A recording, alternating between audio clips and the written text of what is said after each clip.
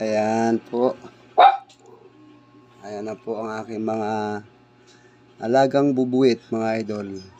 Naglinis kasi ako ng bahay nila. Kasi madumi na yung naunang kusot nila ang nilagay ko. So, dahil madumi na, pinalitan ko ng kusot, bumili ako.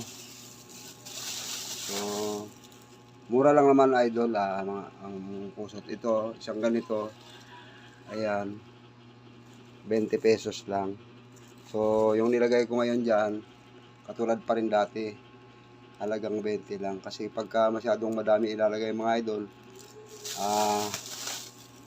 kakapal at tataas na yung tutungtungan nila. So, maaaring makatalon na sila.